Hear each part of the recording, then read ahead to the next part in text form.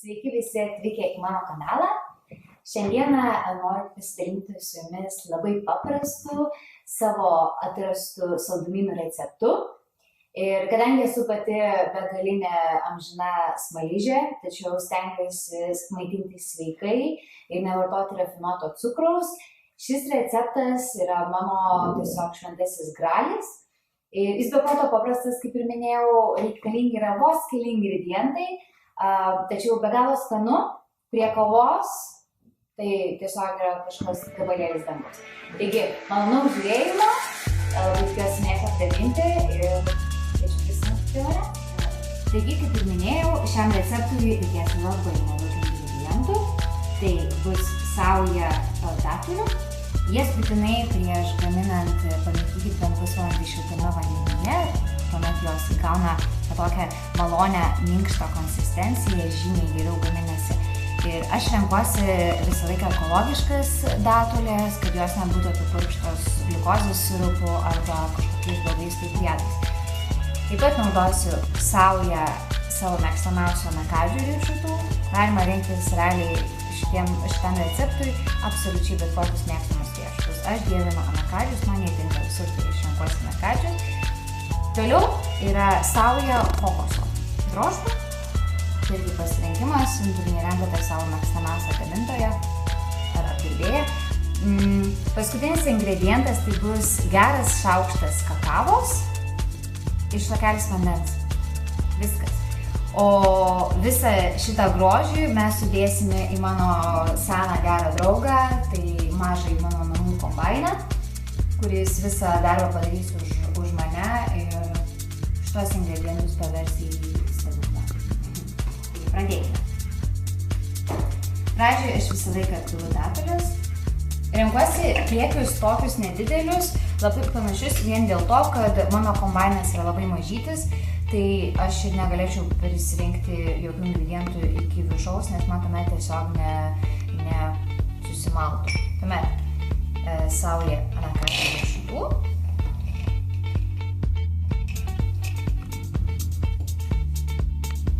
Aš pilu ne visas kokoso drožlės, pilu daugmaž 2 trečdalius, nes reikia šiek tiek pasilikti saldainių apvoliojimui. Galima, aišku, naudoti ir šaukštą, bet aš esu labai paprasta gaminime, tai mėgstu naudoti rankas. Ir paskutinis ingredientas bus kakava.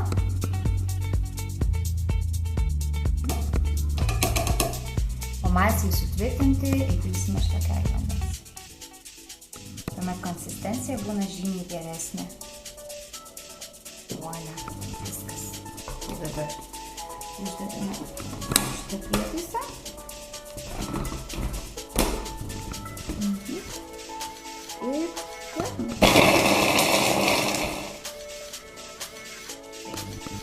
Plakam iki tol, kol mūsų konsistencija tenkina. Man patinka, kai saldainiuose būna jaučiami dar riešutų gabaliukai. Tai aš stengiuosi ne per malti, bet daugmaž masė gaunasi štai tokia tokio faršo konsistencijos, kad būtų galima lipdyti.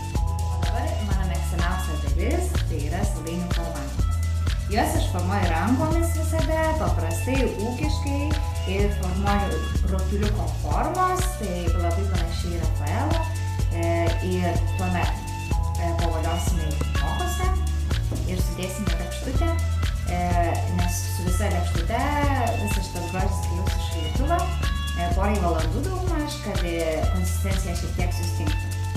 Taigi pradėkime procesą. Daugmaž paimu masės, kad išeitų normalus poros kąsnių rutuliukas. Nemėgstu per didelių, tai labai mažiau.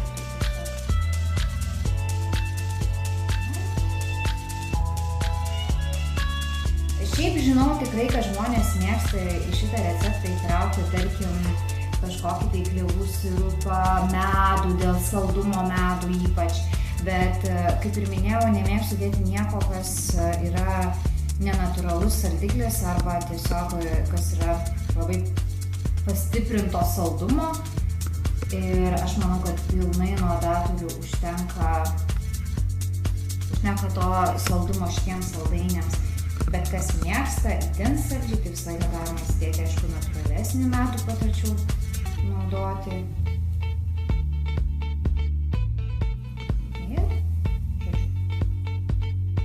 rutuliojimu. Taigi, matome galutinį mūsų salainių rezultatą.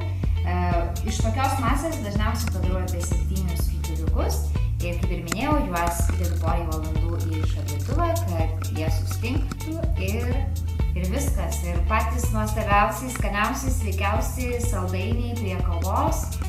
Super. Žodžiu, skanaus ir iki kito video.